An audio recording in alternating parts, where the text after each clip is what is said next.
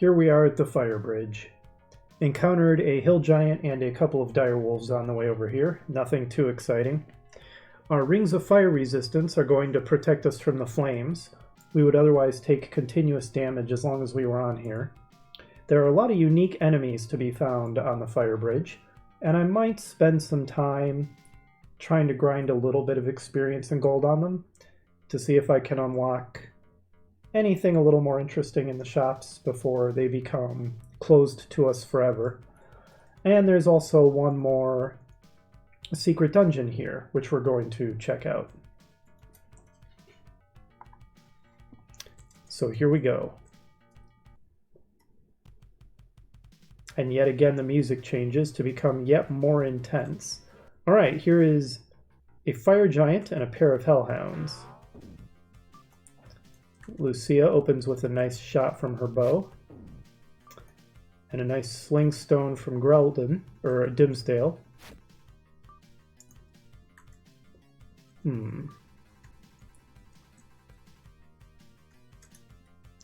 Our magic missiles are more powerful now that we're higher levels, so...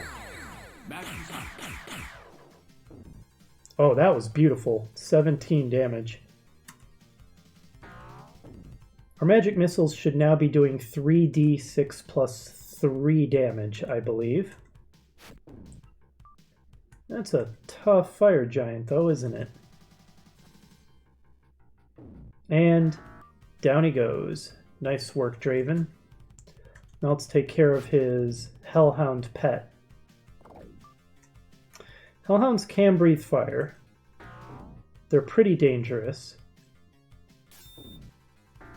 Not the tankiest enemies, though.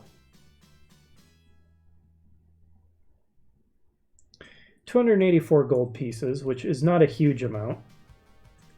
If that is typical of the amount of gold we'll get from the enemies here, it's going to take us quite a while to get enough gold to buy any interesting new items, even if we do level up to unlock some new things in the shop.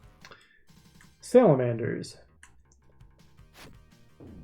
Now, logically speaking, everything here on the fire bridge should be either highly resistant or outright immune to fire, otherwise how could it survive here? Some of the enemies are indeed resistant or immune to fire. I believe the fire giants are completely immune to it. However, some enemies don't seem to have any resistance to fire at all, strangely enough. It doesn't make a lot of sense. I don't remember which enemies are or are not resistant or immune, so I'm going to experiment. How do these salamanders like a fireball sandwich? They're immune. Okay, good to know.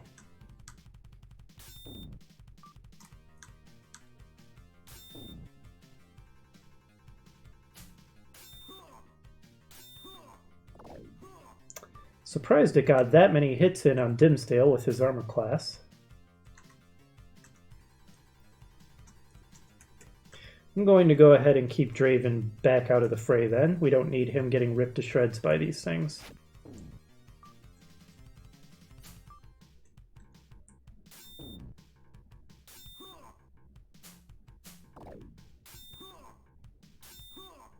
Their attack bonus must be just completely insane because they are hitting Dimsdale almost every time.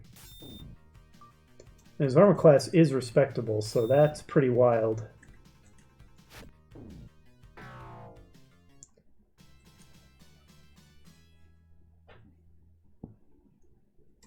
And random salamanders don't drop gold, which is sensible enough. Thanks to our rings of fire resistance, we can rest here on the fire bridge quite comfortably.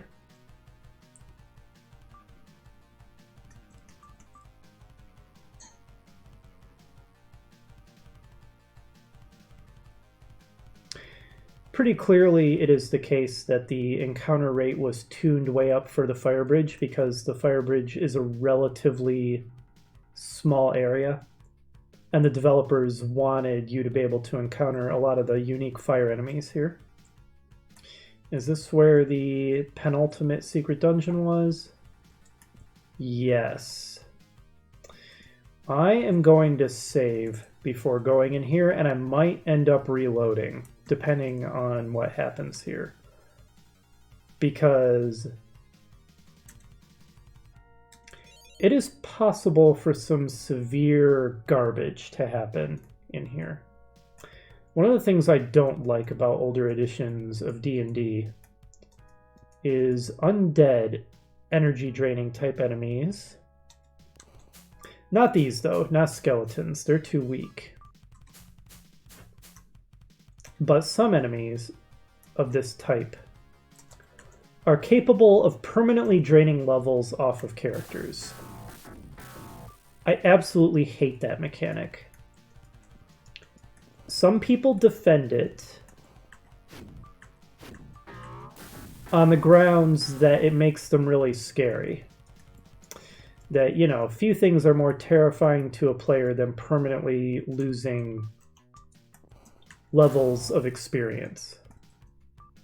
Which is true, but it's incredibly frustrating to permanently lose you know, whatever time and progress and effort it took you to gain levels. I'm really just not a fan of the mechanic.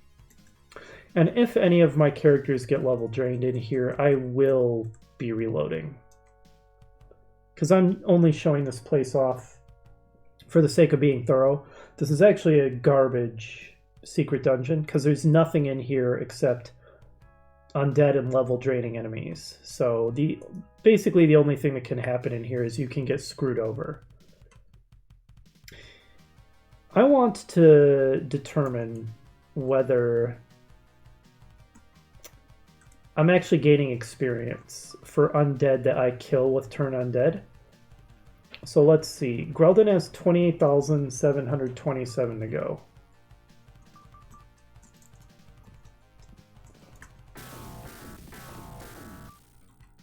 And now, okay, he does 28,527. So he does get experience for destroying undead with the turn undead ability. So there is that. But considering that these guys can drain levels, they don't give nearly enough experience to be worth that danger, that risk. Now I think there's a shade in here, and I think those are technically not undead. I don't remember if they can drain levels or not.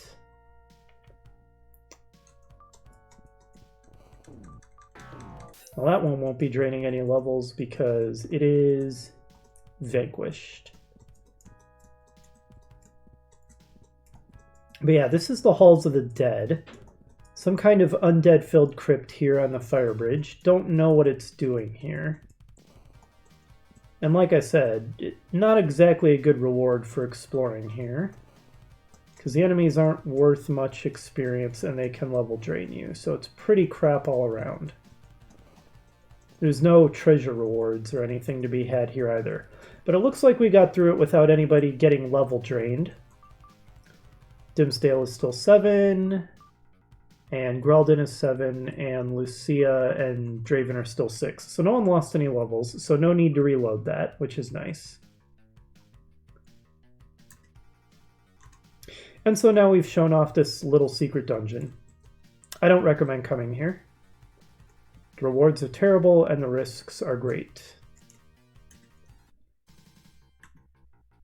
The other secret dungeon here, which we already showed off, the Passage Cavern, is much, much better. That is a fantastic grinding location.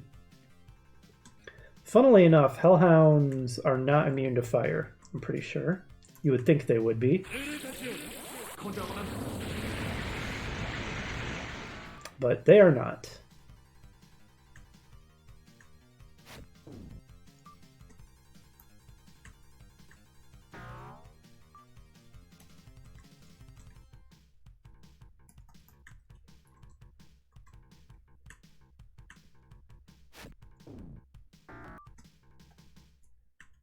Draven's getting a lot of kills here.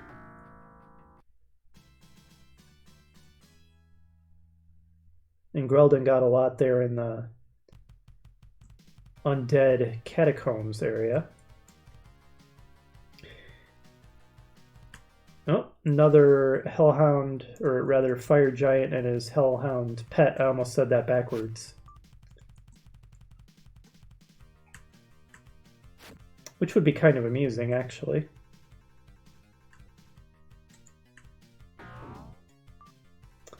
Wonder if I should entangle this guy. Why not? Might as well be safe. And they can do a lot of damage, so...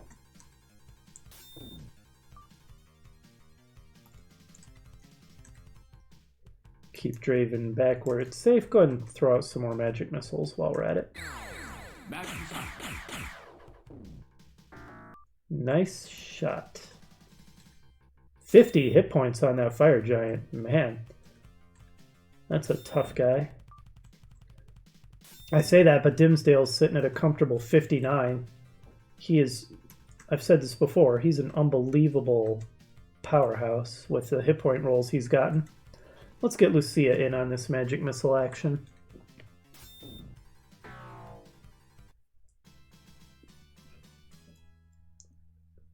Very nice.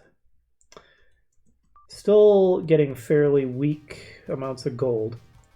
It is possible to encounter red dragons out here on the fire bridge. I'm going to wander around a little more. It's also possible to encounter fire elementals, which we haven't seen one yet. Since I am trying to do a bit of grinding here, I'm going to wander around for a while in the hope of encountering both a red dragon and a fire elemental. And I think, because we've already seen the Salamanders, the fire giants, and the hellhounds, I think then we'll have seen all the unique fire enemies you can run into here.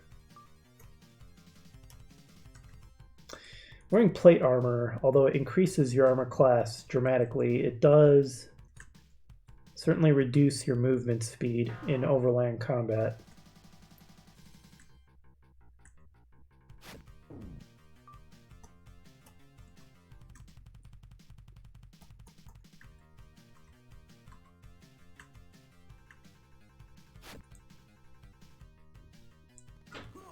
$21 damage.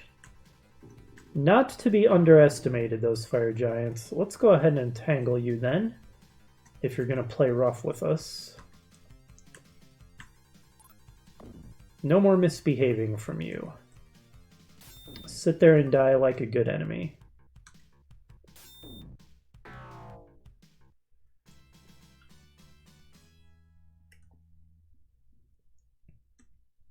So I'm going to wander around here hoping to run into interesting enemies, but if I just continue to encounter the same things over and over, I will edit a lot of that out.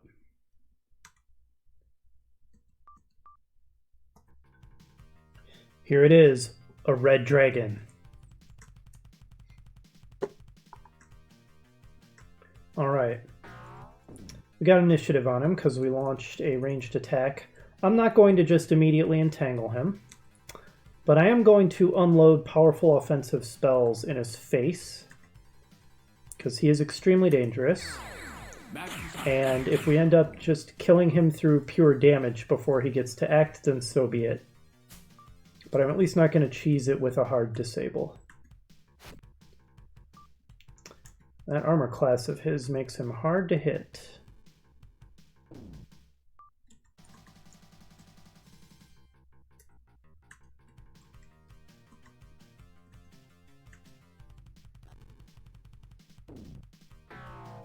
Nice kill for Lucia.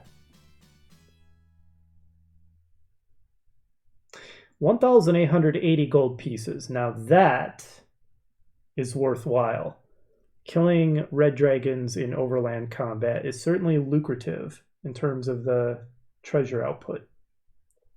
Now the only fire bridge enemy we have yet to encounter, if I'm remembering correctly, are fire elementals. So I'll wander around a bit more and see if I can encounter any of those.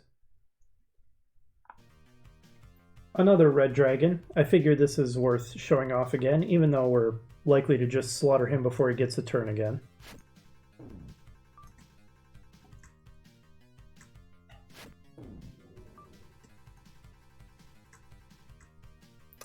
It is possible to encounter much stronger dragons in BXD&D than the ones we're seeing here. These are basically I think about as weak as dragons of each of their varieties can get, the ones that we encounter in Warriors of the Eternal Sun. Still very threatening if you let them get too many attacks in on you, of course, but they don't have a whole lot of hit points. And once again, fantastic gold haul from killing that thing. Still no fire elementals, but here's Red Dragon Take 3.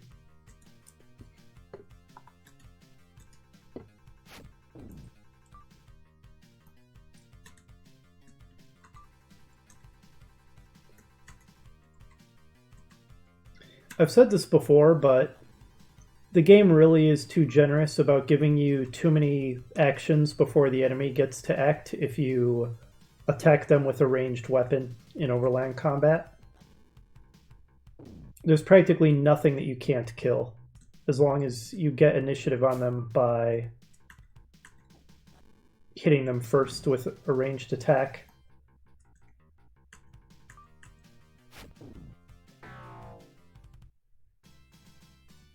And it trivializes what should be threatening encounters. It would make more sense if it just gave you one full round of actions. Like your party just gets to go first and then it rolls initiative normally.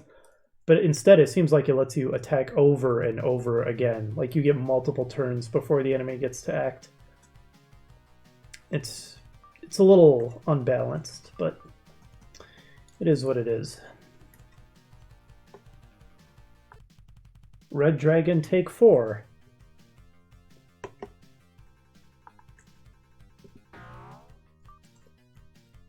Eventually I'm going to give up on encountering any fire elementals. But this is making for some good grinding, trying to encounter some. Certainly getting tons of gold from all these red dragons we're killing. And the fire giants and the red dragons are worth good experience too, although nobody's leveled up yet.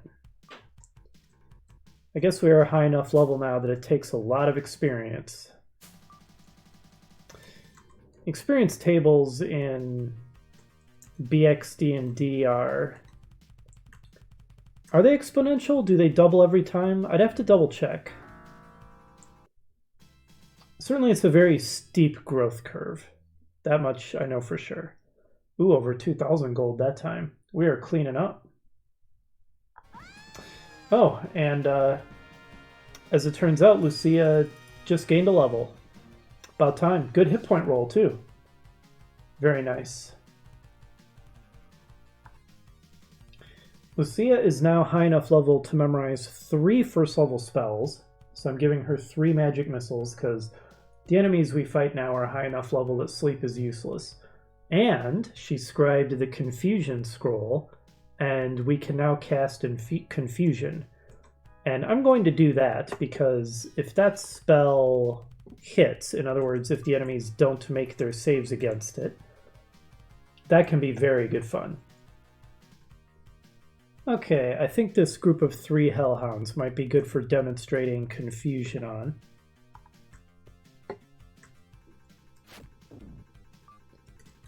Excellent. Lucia goes next. Be confused. Now I'm just going to stand back and watch what they do for a moment, because I think it might be quite entertaining.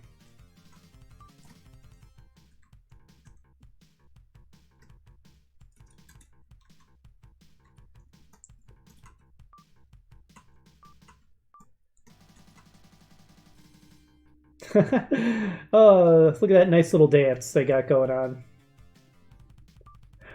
Yeah, so I don't know if there's also a possibility of them attacking each other, but as you can see, they don't know what's going on.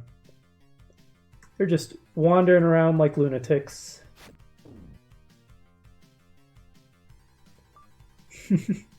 Who knows what that guy's seeing in his head? Running from invisible enemies, running toward delicious looking helpless creatures that aren't really there. Who knows? He is, as the spell name suggests, confused. So that's also pretty much a hard disable. As you can see, they...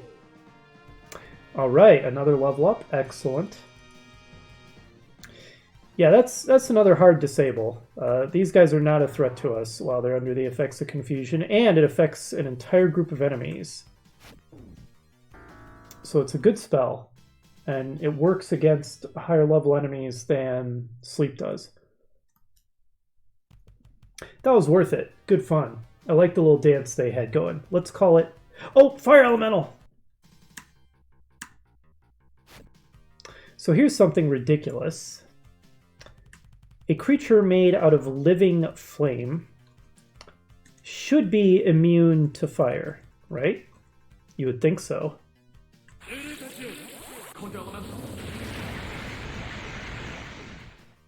It is not immune to fire. I don't even begin to understand that. I need to check the rules to see if they're not immune to fire in BXD&D either, or if that's just an oversight by Westwood for this game.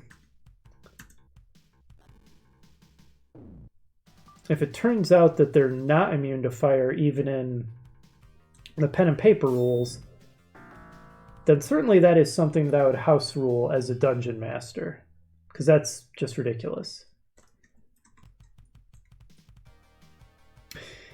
So yeah, I think we've seen every unique fire enemy that can appear now. We finally got to see a fire elemental. I was starting to think it wouldn't happen.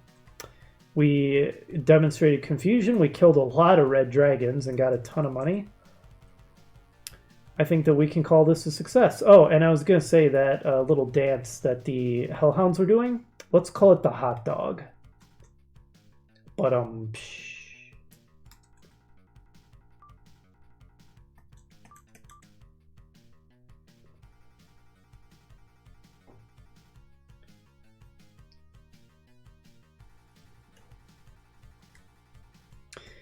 now, I'm probably not going to show this because I think it would be very boring. But I'm actually going to go in the Passage Cavern. That's not the Passage Cavern. That's the Crypt of Level Draining Horror. But I'm going to go in the Passage Cavern and grind out a few more levels on my characters very efficiently. And I'm doing that for two reasons. One, because as we discussed, this is the last chance in the game to hit the shops. And since what the shops will sell you is level based, where the heck did the Passage Cavern go? Oh, well, I'll just approach it from the other side.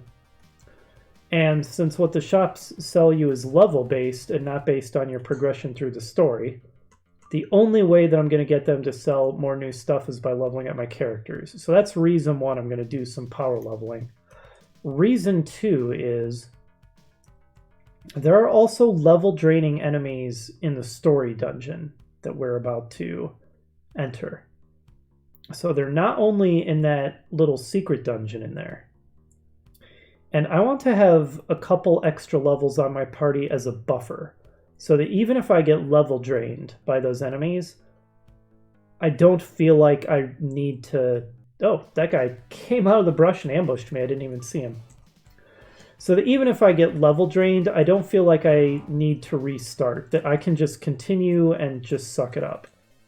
So having a couple extra levels as a buffer will enable me to do that. So shopping, buffer against level draining. That is why I'm going to do some super grinding here. And I'm not going to make you watch this, so I'm going to go ahead and cut this part out and rejoin you probably back in town after I've gained a couple levels, and we can see if the shops have anything interesting for sale before we say goodbye to them forever. Okay, we're back after killing that poor fire giant in that cave about, 80 bazillion times. That's the scientific number.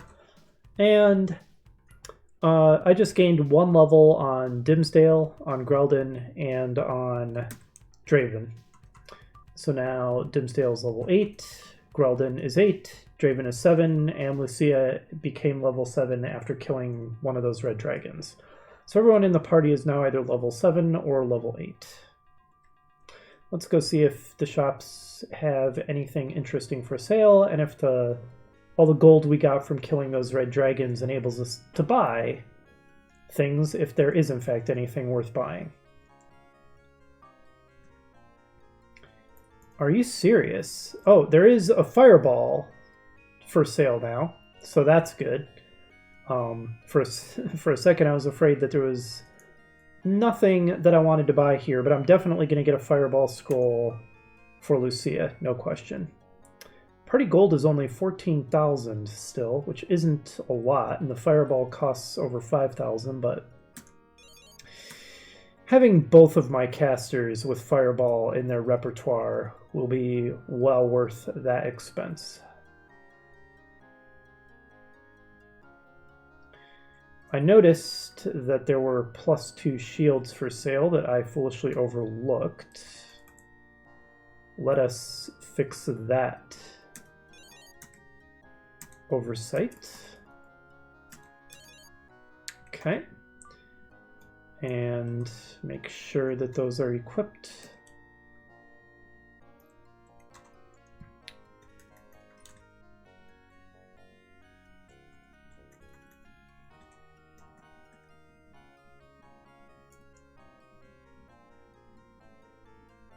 Good. So now Dimsdale has a +2 shield, Lucia has a +2 shield, Greldon has a +2 shield, Draven can't use them. So I now have 2 +1 shields I can sell. I won't be needing those anymore.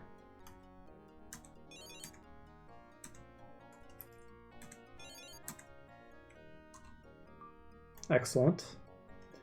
Any new weapons for sale?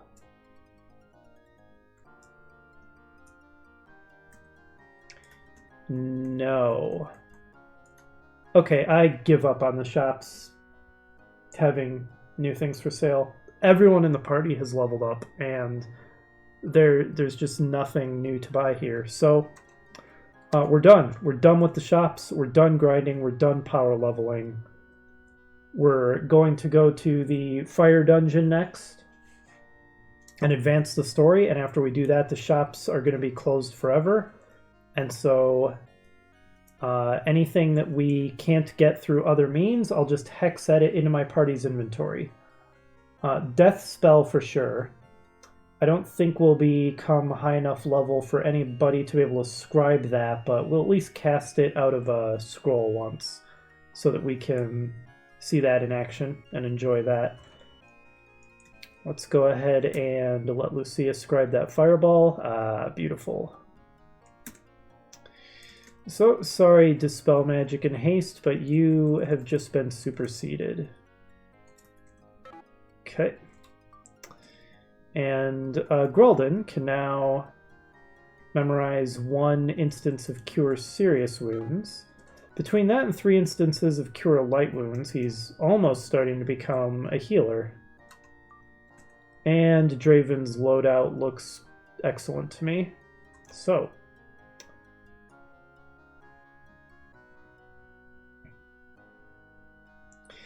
all right.